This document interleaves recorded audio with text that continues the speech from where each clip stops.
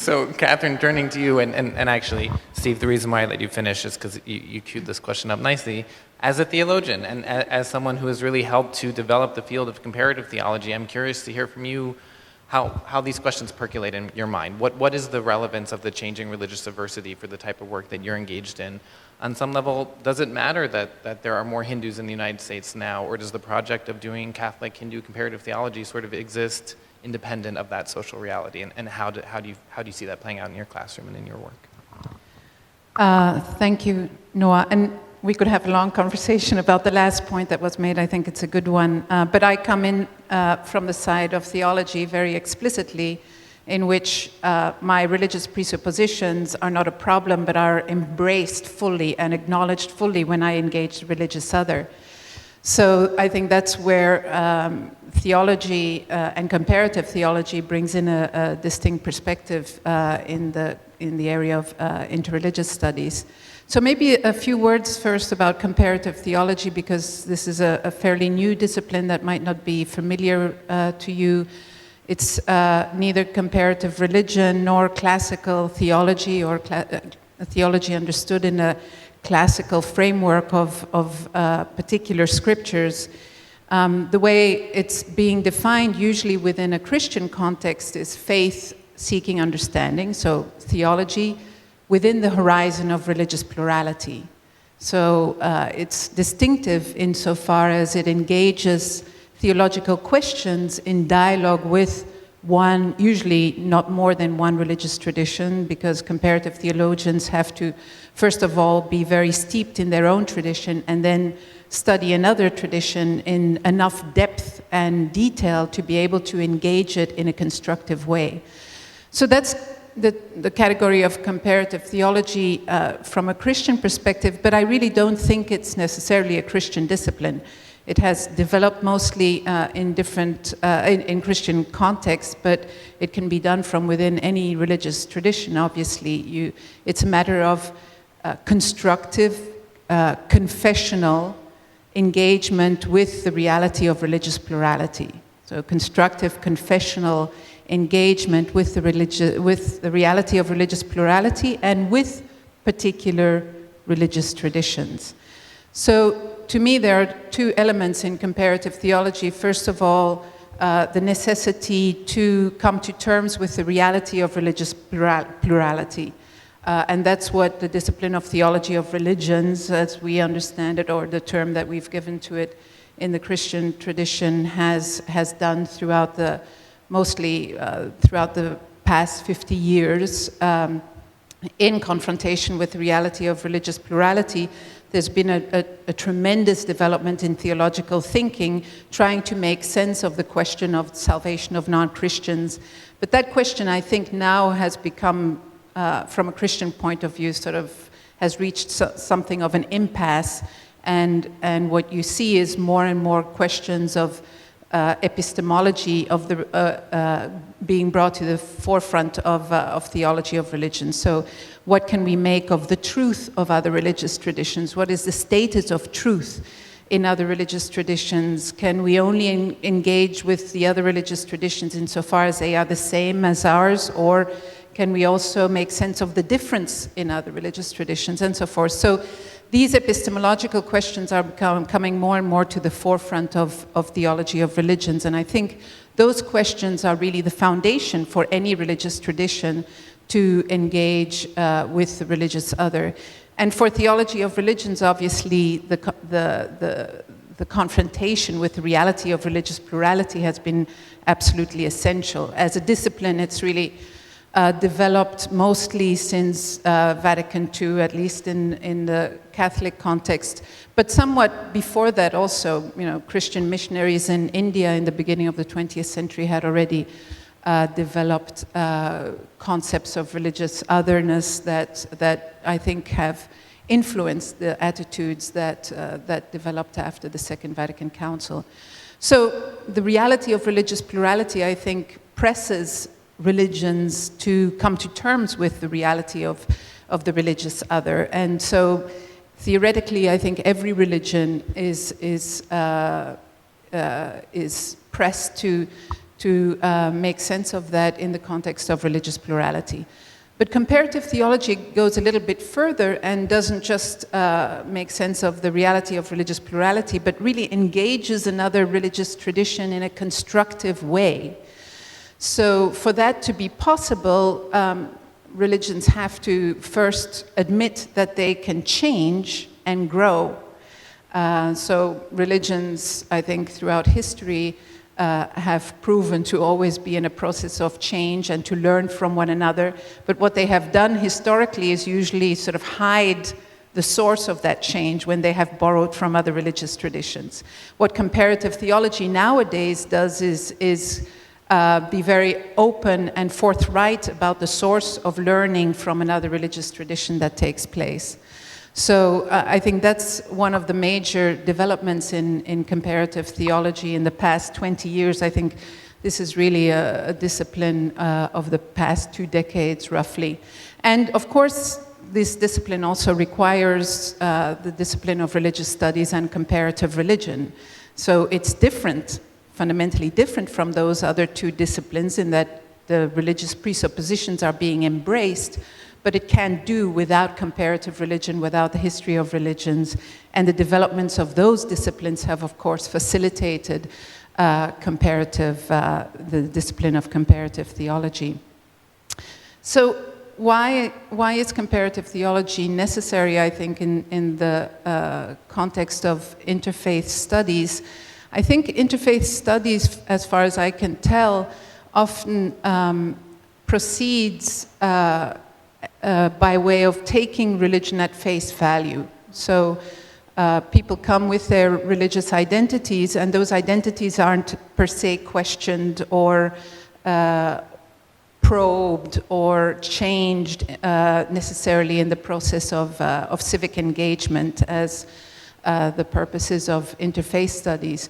Whereas in comparative theology, the idea is that religions really can grow, learn from one another and can grow through engaging one another. So in comparative theology, the purpose is not just to look how religions engage in the civic sphere, but to change the religious identity itself that often represents a cause of tension and conflict between religious traditions. So to delve into the roots of that, of the tradition, to try to identify and possibly change the cause of religious conflict. And I think therefore comparative theology and theology of religions are disciplines that are absolutely necessary also for the broader reflection in interreligious studies.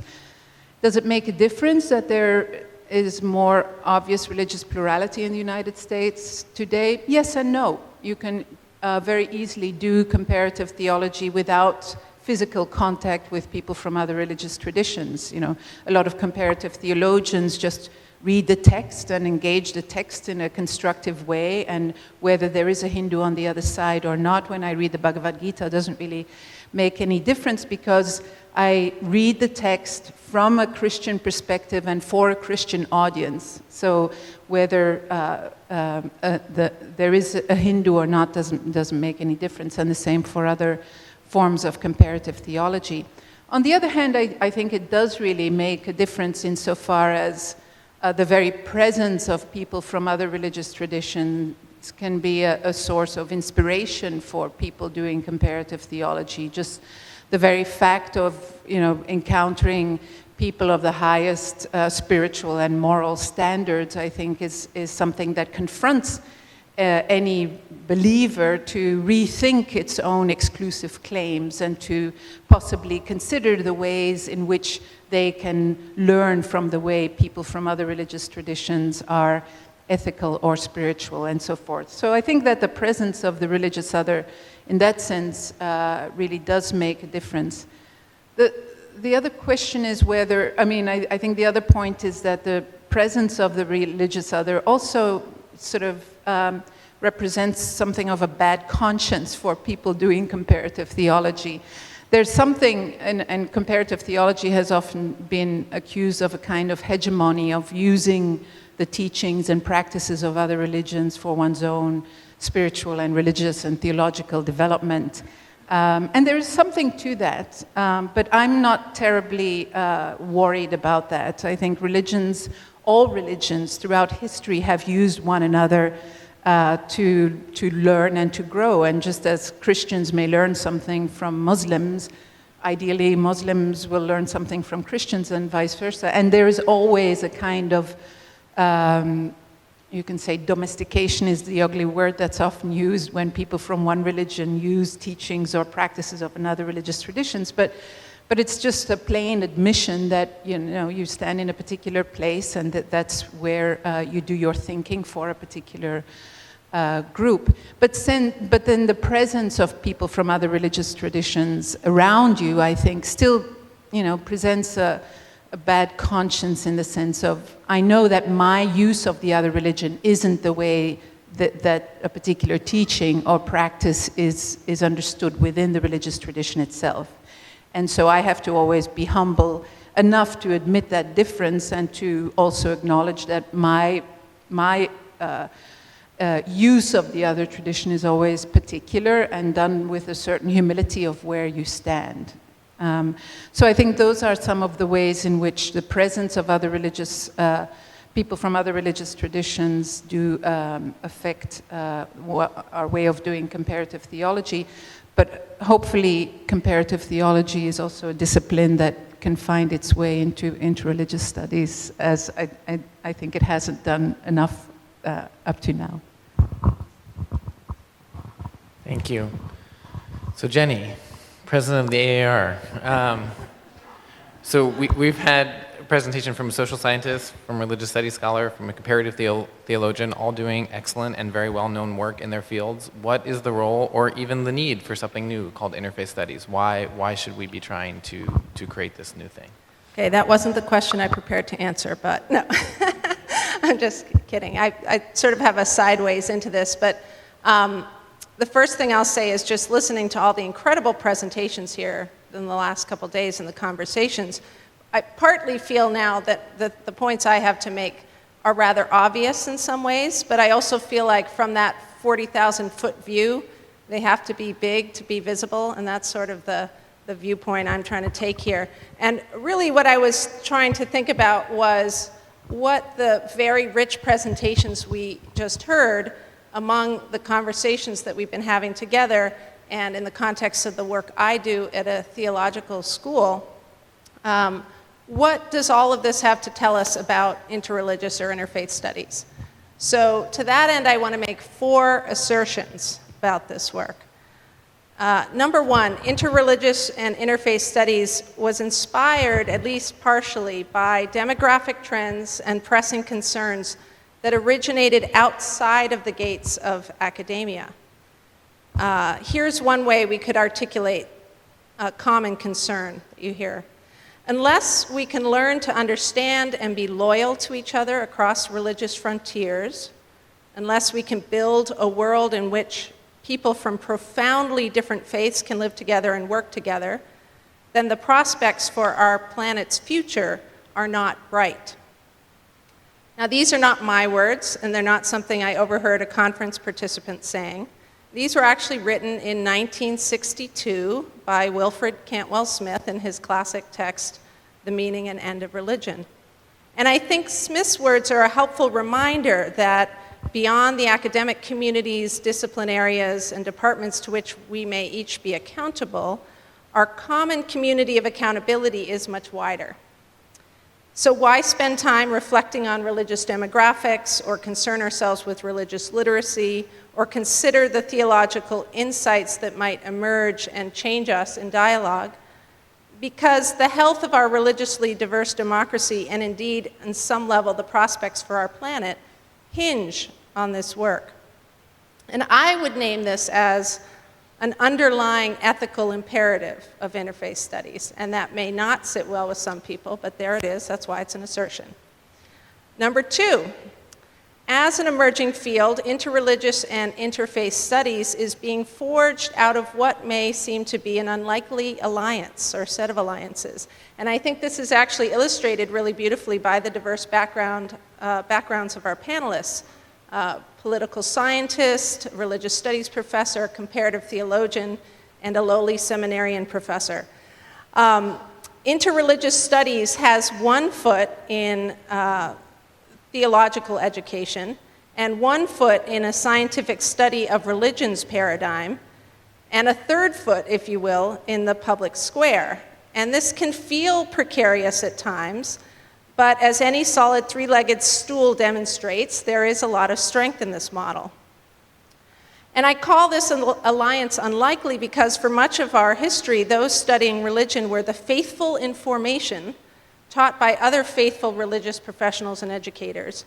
And the scientific study of religion really began to emerge as a discipline in its own right only during the late 19th century, or first part of the 20th century. And as we heard Kate talked about this morning, maybe that separation was a little incomplete, and we heard Stephen talk about, like at the AAR, haven't we settled this thing yet? I think there's still a lot of tension there.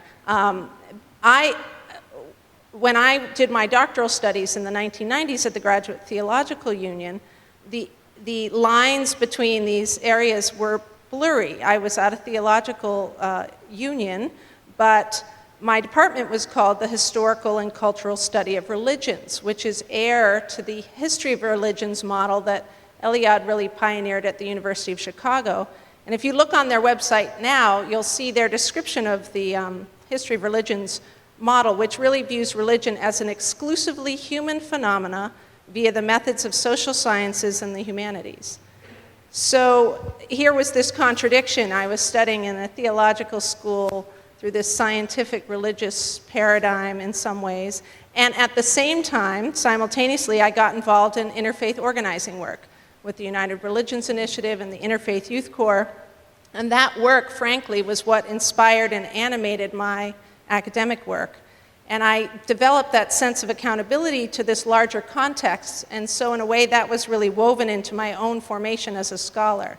So in other words, this three-legged stool makes perfect sense to me. It's how I was formed. Number 3, interreligious or interfaith studies, I would argue, is contingent on the emergence of new voices in the academy in the 1960s and 70s. We've heard a few people touch on this point at the conference. When feminists, black theologians, post-colonial scholars, among others, gained authority in the business of knowledge production, they gave us a look at what we might call the old white man behind the curtain for you Wizard of Oz fans. And I think academia developed a healthy skepticism about what we know and how we know it, both in terms of what counts as worthy knowledge and in terms of who exactly we refers to, or more importantly, leaves out. And I think what emerged was a really positive sense of epistemological humility, which I think is essential for both the academic and activist sides of interfaith work. Our area, our field, emerging field, really owes a debt of scholarship, a debt to the scholarship that blossomed in this sort of civil rights era, analyzing the dynamics and critiquing the damage of racism, sexism, colonialism, and other forms of oppression. And because of this, I think of interreligious studies as having a kindred consciousness-raising role to play through its analysis and critique of religious bigotry. Number 4, and finally, I would say that interreligious and interfaith studies reminds us that we need each other. As I imagine it, interreligious studies centers around questions and concerns that are too big for any one scholar or discipline to tackle alone. We need the political scientists, the sociologists, the religious studies scholars, the theologians, the pastors, the activists, the entrepreneurs, the peacemakers. Rather than seeing the various presentations on this panel as reflecting competing claims for that elusive center of gravity in this enterprise we're calling interfaith studies, I see them as complementary components of an emerging field that continues to come into focus as we join forces in conversations like this one. It is, and I think may need to remain for some time, a discipline defined not by the writing of one or two intellectual giants, but an area represented through anthologies and multi-authored books. A privileging of dialogue is in fact built into the way the field is being built, I would argue. And it's an emerging field where I find myself using the word co as a frequent modifier, co-authored, co-edited, co-designed, co-taught, and even co-formation, which is a term I coined to really think about the process that I've seen over the years where Jewish, Christian, Unitarian Universalists, and more recently Muslim students begin to see the ways that their own religious and scholarly formation is inexorably bound to and enriched by the relationships across religious frontiers. And finally, the payoff for this whole messy, emergent, co-created moment that we're all involved in is the potential for transformation. Transformation in teaching and learning, transformation in academic discourse, and perhaps most importantly, a transformation in the prospects for our planet's future. Thanks. Thank you, Jenny. So at this time, we'll turn to the audience. This is a phenomenal opportunity to ask four of leading scholars in our fields, plural, and all of whom have been wonderful teachers to me and the rest of Interfaith Youth Corps, questions that are on your mind, emerging from the conference, emerging from their presentations, things that you'd like to bring to the fore. And maybe we'll do the same format we did this morning, where we'll get a few questions, and then we'll come back to the panel and back and forth. So.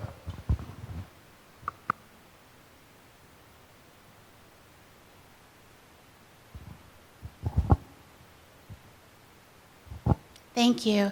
I'm Stephanie Varnon Hughes from Claremont Lincoln University. I've heard a few people say during the conference that religious studies might grow into or even be saved by interreligious studies.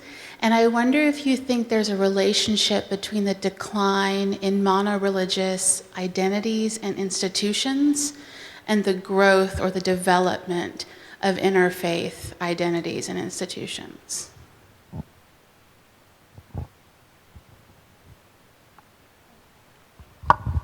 Barbara McGraw, St. Mary's College of California. I just wanted to, about the demographics and the nuns, Gaston Espinito is going to be publishing something. He's done some quite digging deeply into who the nuns are, and is really coming to the conclusion that you were talking about, Stephen, about they'll say, I'm not Christian, I'm not religious, but if you dig down, they'll say, I'm a Jesus follower.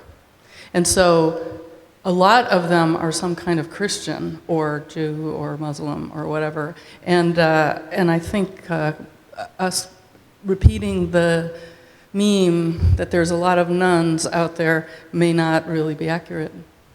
Not a question, but a comment.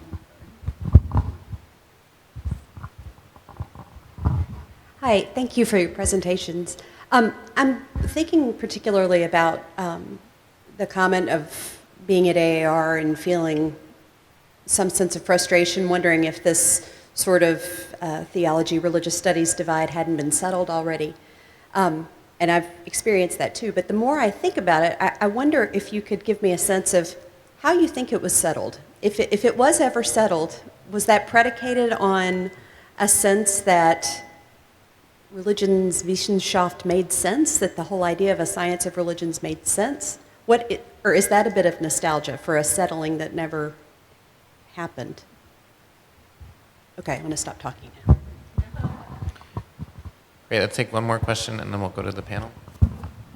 J.R. Hustwit, J.R. Hustwit, Methodist University. I have a quick question for Catherine, who mentioned that the religious other offers a sort of a bad conscience as somebody who evokes a humility, as we acknowledge that our own appropriation or domestication of a religious concept is not the same as theirs. I was wondering if you feel that there's any particular duty or duty to continually come back to the other to try and get that religious concept right, that is to continually revise in order to match the way the religious other uses it, or should we be okay with our own domestication? Thank you. Great, so I heard a question around the evolution from religious studies to interfaith studies sort of being part of a broader sort of mono to multiple phenomenon that's taking place. A question around who are the nuns? What do they really believe? Do we have greater insight into that? How was the religious studies and theology divide settled? What were the terms of that settlement? And then the way I heard your question, JR, is one of responsibility. I think you used the word duty, but as a comparative theologian, Catherine, what is your responsibility to return to the religious other whom you're engaging? And I'll let you take those, all of you take those in whatever order you want, as long as you do it charming, you know.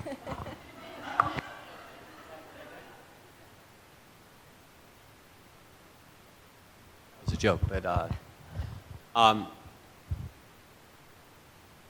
I could talk about all of them, but maybe, I mean, I'll say something quickly about the nuns. I mean, I think that I dismissed the data on the nuns until 2 years ago. It seemed to me, it didn't seem to me to point to any secularization at all. It seemed to me to point to a new form of organization, so that, you know, it's a very deep American idea to not want to be part of a group. I mean, that's Mark Twain, that's Huck Finn, that's Ralph Waldo Emerson. You know, it's Thelma and Louise. Like, it's not a new idea. So, so it seemed to me that also, you know, you see disaffiliation with political parties among young people. They're disaffiliating rapidly with the Democratic Party and the Republican Party. Why are they doing that? There's a parallel disaffiliation. Does that mean Americans are becoming less political? No. Does it mean that they want to do their politics outside of those institutions that have been handed down to them? Yes.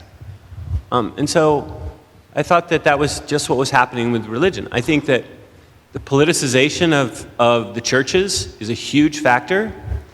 A lot of social scientists have worked on this. This is not a new idea. We've known this for about 10 years, that the hijacking of religious organizations, particularly Christian churches, by political conservatives has made people disaffiliate. There's a lot of other reasons for disaffiliation, and there is a lot of data that those who are disaffiliated are, in general, not atheists. There's a large, there's a substantial minority that are, by most metrics, Christians. So it seems to me really important to notice that. That said, I have changed my mind, because I think that as the numbers have headed, you know, through, you know, toward and through 1/4 of disaffiliation, that starts to become really important. So even though people might believe Jesus is their Savior and Lord, the fact that they're not in a public space acting as Christians in a public space, that makes for a kind of secularization of culture. And so I think that that is an important data point, but it's important to just realize what it points to. These are self-identification, and they are motivated, and they're about group joining. You know, they're not about theology, for example. And neither are they about ritual. Because you can be a non-Christian who goes to church every week. There are every week churchgoers included in those data. It's very small, but those are there. Should we just do that one, or should I do the AR thing? Okay. Yep. All right, I'll piggyback on that a little bit. So the first thing to say is that, you know, as I mentioned, you know, these numbers have really jumped just since the 1990s. So it's a fairly recent phenomena, and the social sciences are, in fact, catching up, right? So, but now that they are 1/4 of the population, that's enough in your typical 1,000-person poll to actually say something about this group, because that's part of the deal, is that until they get to be about 15 or 20%, you don't have enough in your typical sample of a small poll to really say much about. But now we do. So we've been doing some ongoing work. I know Pew has done some work. There's been some other work mentioned. One thing I could say just about our initial cut at this, basically what we've tried to do is to take the folks who, and I typically don't use the word nuns because I do think it's misleading, precisely because of the complexity that we're talking about. The actual term that they're responding to in most of the social scientific studies is nothing in particular. That's what they're responding to, right? They're not saying nothing, they're saying nothing in particular, which is different than nothing. What we find is what we did is we did a real simple thing. So again, this is not the most sophisticated cut ever, but one of the kind of tests when you're doing the survey work is, you know, you try some stuff when there's a new thing, and then you kind of kick the tires and look to see if the question you asked gave you the kind of separation that you thought makes sense, right? So what we basically did is we took all the people who either said they were atheist, agnostic, or nothing in particular, and we asked them a second question. And we said, okay, look, you told us you were atheist, agnostic, or nothing in particular. Do you consider yourself to be a religious person, or do you consider yourself to be a non-religious or secular person? Right? It's just a simple binary question. And it turns out that when we sorted out the data, the atheist agnostic still made sense to, almost all of them said not a religious person. They made sense to kind of stay by themselves, but it gave us an interesting bifurcation of everybody else. And so what we found at the end of the day is that about a quarter of our of the kind of all that 23%, about a quarter of them were either kind of atheist, agnostic, not a religious person. There was about another quarter on the other side that said, no, in fact, I am a religious person. And then there's about half left in the middle that we just dubbed secular, because they didn't claim the kind of atheist label, but they also basically said, I'm not, I consider myself to be a secular or religious person. And it turns out that those three groups have distinct demographic and attitudinal profiles. So it turned out that actually seemed to work, at least, as a first cut. Like I said, I don't think we've got this figured out, but basically what happened is that just in real quick broad strokes, the atheist group turned out to be much more likely to be male, white, non-Hispanic, college-educated, and self-identified as politically liberal. Right? That's who tend to be the kind of atheist-agnostic crowd. The secular group looked like basically a cross-section of the country, slightly more white than the country, but not a lot. The unattached believers group, I think, is one of the most interesting. We called them the unattached believers because they do believe in God. You ask them traditional theological measures. They look about like religious people do. But what was interesting about them is they're much more likely to be Latino, African American. They held more traditional views of God, more traditional views of the Bible, but they don't identify with, they're not going to claim a religious affiliation when you ask them that question. So there's a lot more work to be done here, but that's a kind of basic breakdown at least as we have it now. One quick preview, we are going to be doing in the summer in partnership with Religion News Service a deeper dive on this to kind of give us some more. So stay tuned for the summer.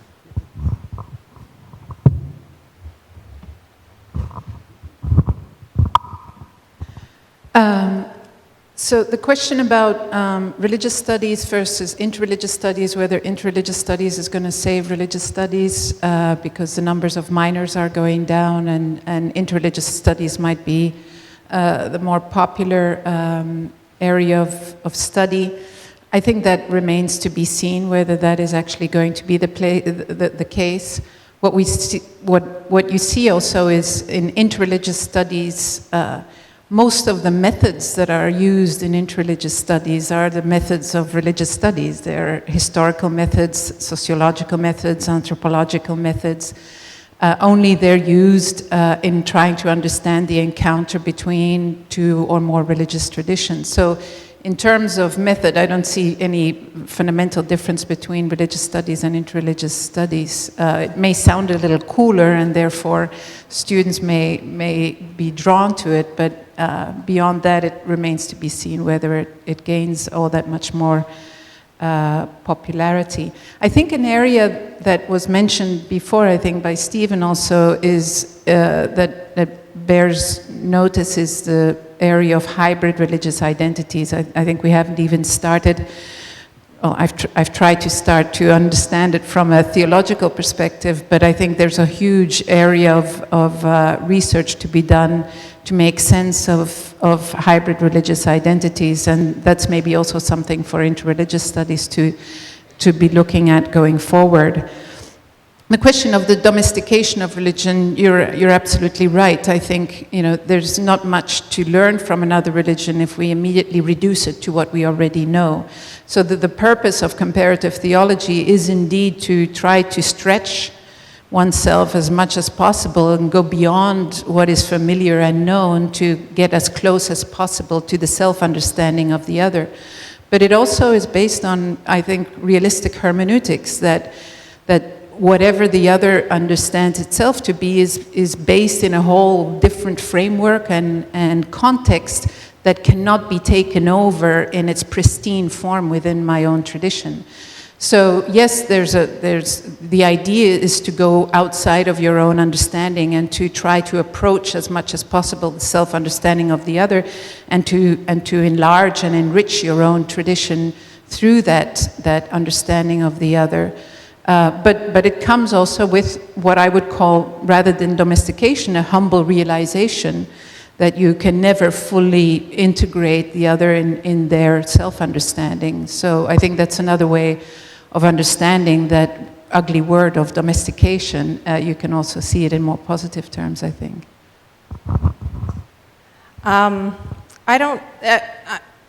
The question about the mono to the multi-religious individuals and institutions, rather than a direct response to that, it sparked a sort of line of thinking that I've been noticing just from being in these conversations. What I'm finding fascinating in the description of the programs that are happening on the ground, and this is true in my setting as well, a lot of what's driving this is student energy and interest. And that's not necessarily the normal mode of operation in academia. So student movement, community concerns, I think Raldeep talked about questions of common concern. I see that as really driving a lot of the energy around all the conversations related to interreligious and interfaith studies. But then if you look at the knowledge producers, as I used that term earlier, where are we getting our paychecks, and what kinds of structures are we accountable to? They're very traditional in many senses. They're departmental, they're academic. We have certain hoops to jump through to get tenure, et cetera. So I personally feel an enormous amount of tension between the institutional structures that are housing and holding and stewarding and developing this work in some ways, and the kinds of energy and pressures and interests and concerns that in many cases are driving or sparking this work. And it's fascinating to me. I'm not quite sure what that means or how that plays out, but I think it's important to just notice and think about, does this represent a move that's related to some of the folks not affiliating with institutions or identity labels?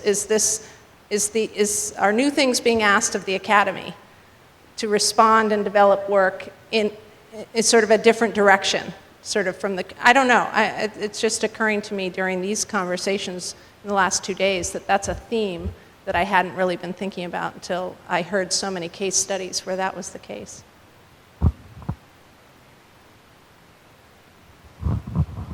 Steve, did you want to try and address Trina's question about what were the terms of the settlement to the extent that it was settled? Yeah, so this is my brief history of religious studies in the West.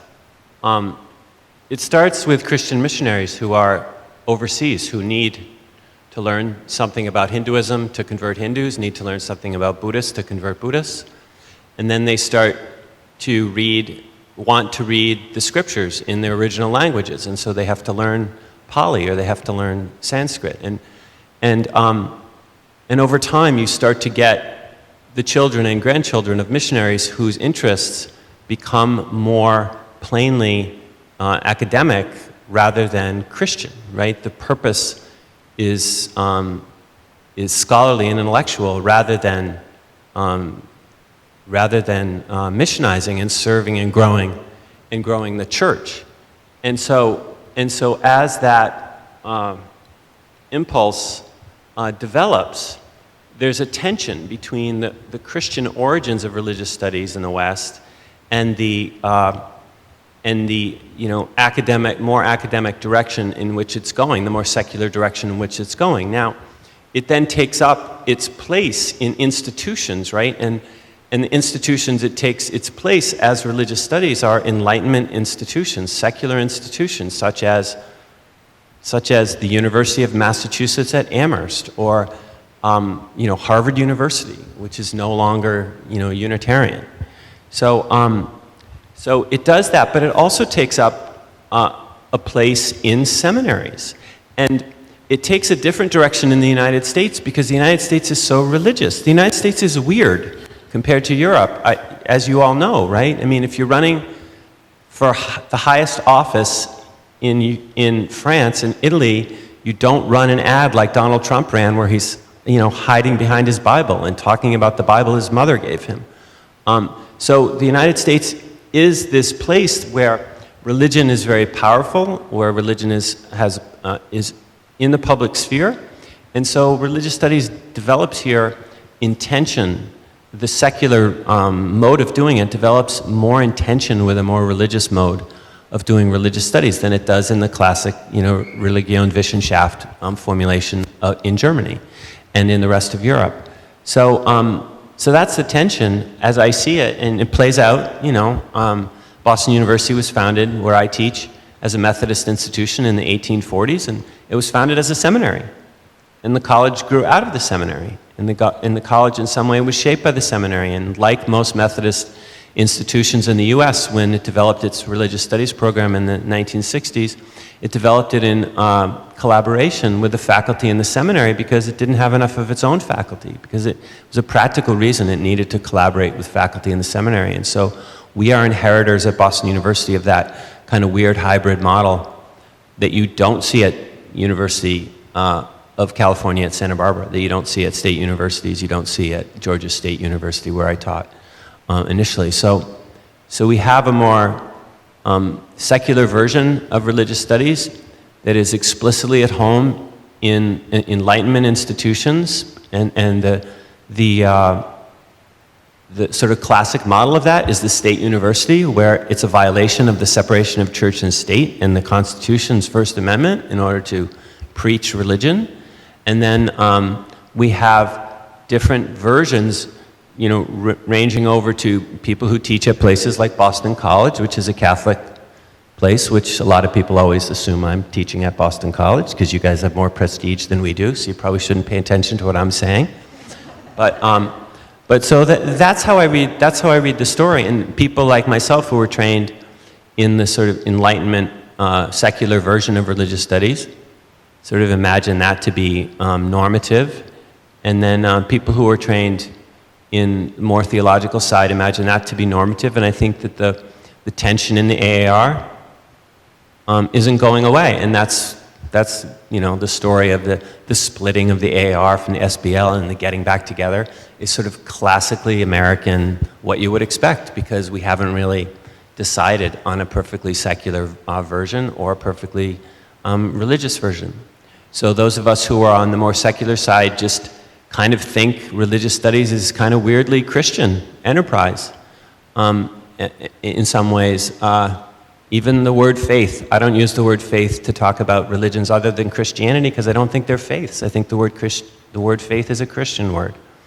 So there's a tension there between those of us who are sort of always nervous about theology coming in because theology always seems to come in as a Christian thing.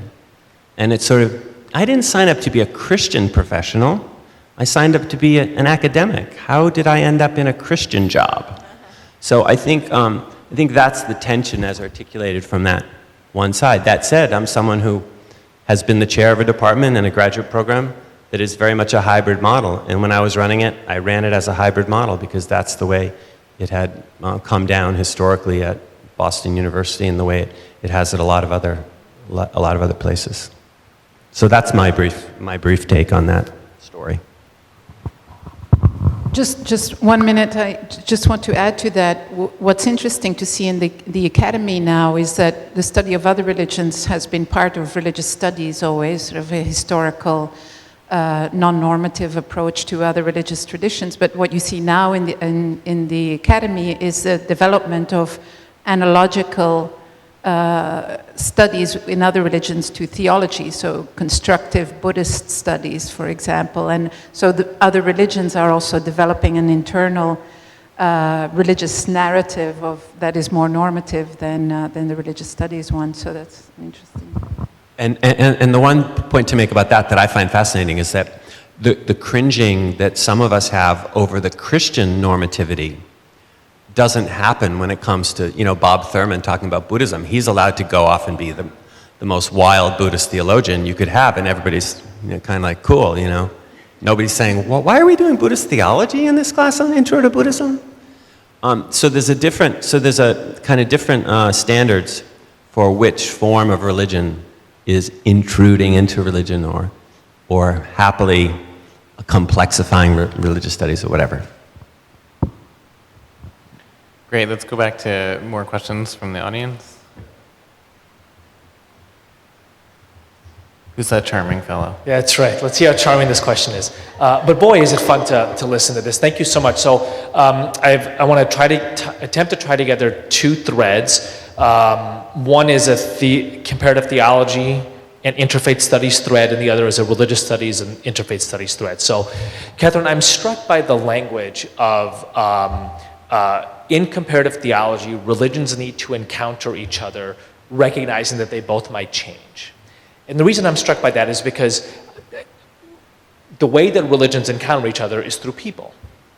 And what comparative theology assumes, rightfully and very usefully so, is that there will be people with authority, either intellectual or positional, within religions who represent those traditions because of the intellectual or positional authority, which incidentally, I find justified personally, right? And they will encounter other people with intellectual and positional authority in other traditions. They will have a conversation, they will return, and because of their intellectual and positional authority, they will make changes within their traditions by way of everything from different rules to new articulations of theology. I love it, I get it, I find it hugely useful. I think and it seems to me that emerges out of a model of when there was a time when only certain kinds of people were likely to encounter only certain kinds of other people, right? When it was Catholic missionaries who were priests, who by definition had intellectual and positional authority, were seeking to convert in India, met a Hindu priest that they really admired and began a conversation that now gets codified as comparative theology. I think that we have an additional phenomena as well now, which is what happens when the Hmong shaman family walks into the hospital and says, my 12-month-old girl is having a seizure, and they don't have intellectual or positional authority, but they have a connection to a tradition which shapes how they view what they view as happening to their baby girl. It's not just a physical convulsing, it is also possibly preparation for shamanhood. And the doctor is a Hindu with no positional or intellectual authority within Hinduism, but is a vegetarian, went through a Hindu ritual ceremony, is somewhat connected to the tradition, and I think that is the space that interfaith studies seeks to engage, right? Which is, I wouldn't call that religions interacting. I would call that a Hmong shaman, a family with a connection to the Hmong spiritual tradition, and a doctor with a connection to a spiritual tradition interacting in a hospital operating room, and the implications of their religious identities interacting. Their religious identities interacting has implications. Which is to say that I think interfaith studies is largely a civic project, right? That's not a statement or an assertion. I guess it's a mild assertion. I think interfaith studies is a civic project because that encounter now happens literally millions of times an hour in the United States of America, right? It is not religions interacting. It is people who orient around religion differently interacting with significant implications. I want to connect this to an assertion or perhaps a question around religious studies and interfaith studies.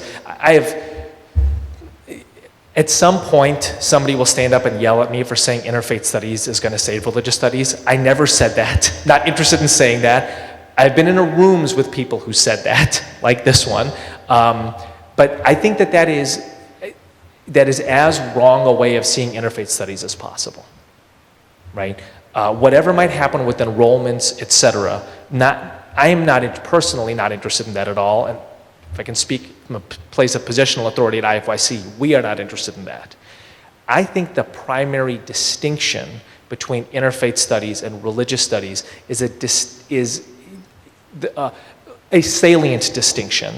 Is the way it seeks to apply, right? So at at the Greater Chicago Food Depository, they are looking to hire somebody who can organize volunteers across houses of worship who currently only volunteer in religion-alike groups, to organize them to volunteer in interfaith groups as a first set of steps towards interfaith advocacy in Springfield, which they think is going to be the key to shifting hunger and homelessness policies in Springfield, right?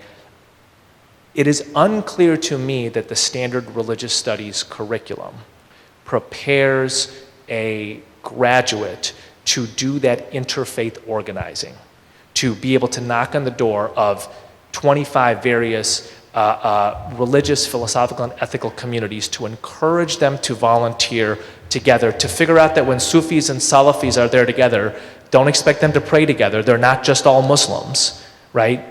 To recognize the complexity between, the complex distance between volunteering together and getting on buses and advocating together, to make sure that that bus conversation stays on hunger and homelessness and doesn't wander into the Middle East and abortion, right? That's an additional set of skills and probably an additional knowledge base as well. So I guess I'm wondering what you all think about those two assertions.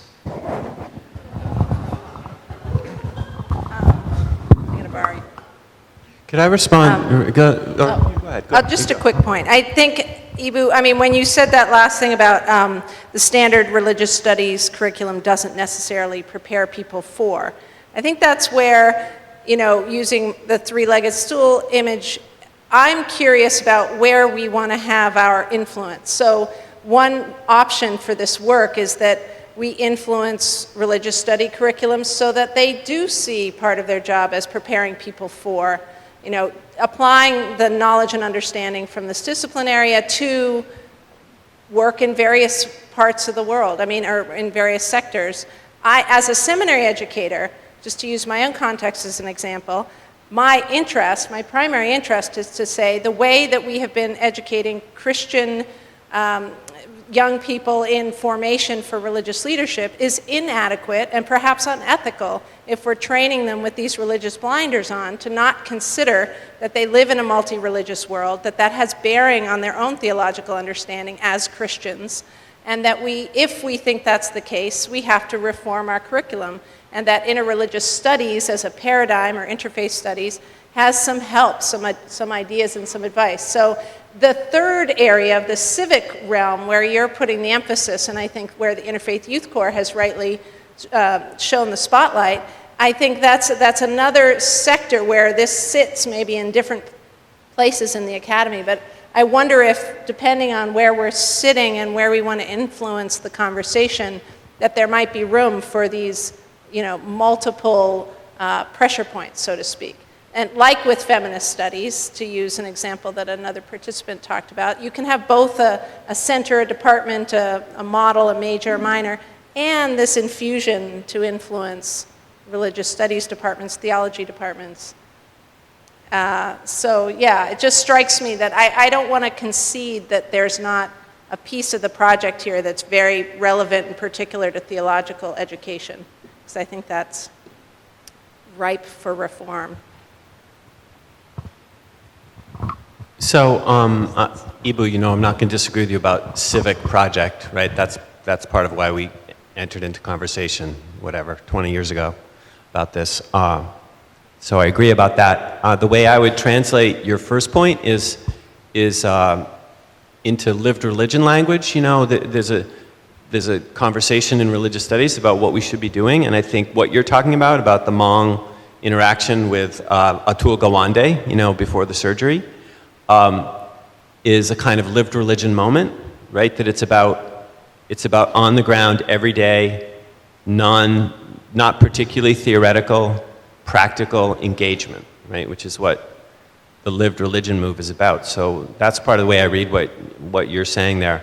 As far as what you said about religious studies, I was in my head I was thinking like applied religious studies, you know.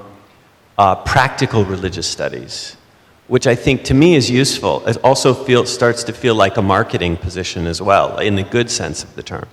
Like, what would you get out of interfaith studies that you wouldn't get out of religious studies? Well, maybe you would get a job, you know, because you could actually do something with it, you know, because this would help you be an effective nurse. This would help you be an effective doctor. This would help you, you know, this is something that we struggle with in my graduate program because we're a second tier PhD program. And so we're not competing very effectively for the tenure track jobs at the small liberal arts colleges. So a lot of my graduate students are going into these applied areas. They're not ending up as faculty in tenure track jobs. Some of them are, but others are ending up at academic centers. Others are ending up at religion websites. Others are ending up at philanthropic institutions that are interested in interreligious interaction.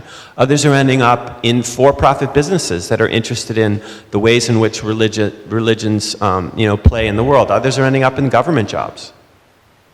These are all what you're talking about of that applied piece of the story here. And I think that that's really a potentially useful way to be thinking about this, that if religious studies is more purely theoretical, this is the sort of application of the religious literacy you might be gaining in a BA.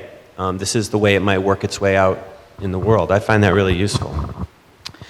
One thing I would add to that is that the application, what puzzles me still in terms of interfaith studies is, I agree that that's a good way to think about it, but then how do we train our students to be able to navigate very concrete situations that are very different from case to case? So to me, that's still a question I have about interfaith studies. Usually if you have a discipline, you have either a particular method or a particular object that is the heart of your discipline. When we think of interfaith studies, the object is so fleeting or variable. You know, you have all these different situations. One case that you mentioned, but there are, of course, innumerable cases that each have their own requirements of particular skills.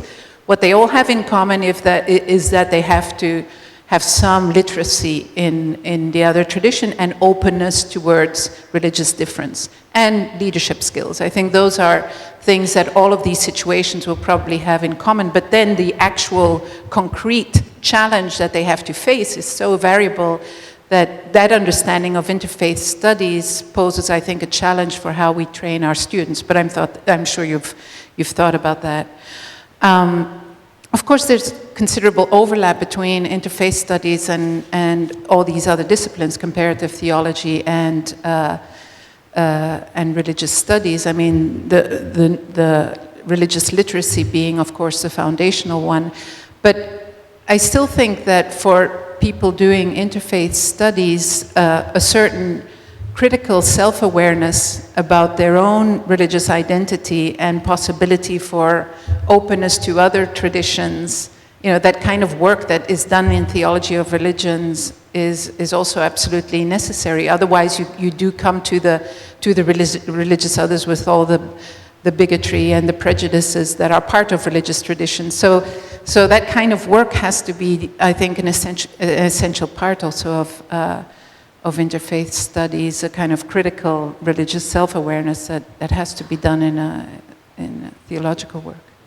To make one brief comment, I know we're maybe running out of time, but one thing I just would say that you know, so I come out of religious studies from my PhDs at Emory, but I spent a lot of time in the sociological circles since then, and you know, there is a similar debate going on in sociological circles about public sociology or engaged sociology.